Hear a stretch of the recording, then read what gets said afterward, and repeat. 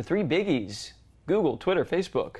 So what outcome can we expect from this summit? Is the point really legal or political? Will it be effective? I asked Ryan Karana. He's from the Institute for Advancing Prosperity. It's a nonprofit that looks at how technology impacts society. Ryan, in your view, what is the true goal of today's summit at the White House? I think it's pretty clear that this is just a posse of people who don't like that they're not as popular on social media as they think they should be, and they're saying that the sites are biased against them, and they believe that they should have far greater reputation. There is no tech expert being invited there. These are mainly online personalities. There's a few mainstream think tanks, but everyone else seems to be on the fringe on the invite list, so there's no real productive conversation that I see as the aim of today's summit. Are you surprised that it seems President Trump has turned on, out of all things, Twitter, which he has attributed a lot of his success to? Well, it's actually not that surprising. When he got a chance to speak with Jack Dorsey, Twitter's CEO, rather than asking pertinent questions about the site and what they can do to improve their platform, he asked them about how many followers he had and said that he believes he should have a lot more and that his supporters are being silenced.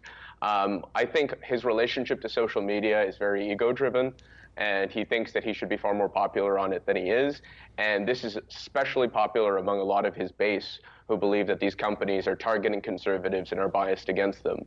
Today, the president wanted to poke at people on Twitter who have been complaining about this summit, and he said, in part, there's been tremendous dishonesty, bias, discrimination, suppression, and said, we will not let them get away with it much longer.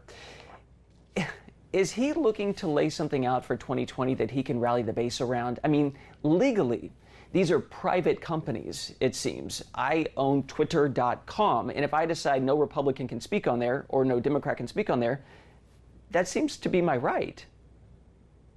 Yeah, there are legal ways that they can do that, but they are very costly. I alluded to one, which is the removal of Section 230 of the Communications Decency Act. When Mark Zuckerberg was testifying, Ted Cruz wanted to amend it to attach this idea to political neutrality, to really explicitly bring political things into the foray.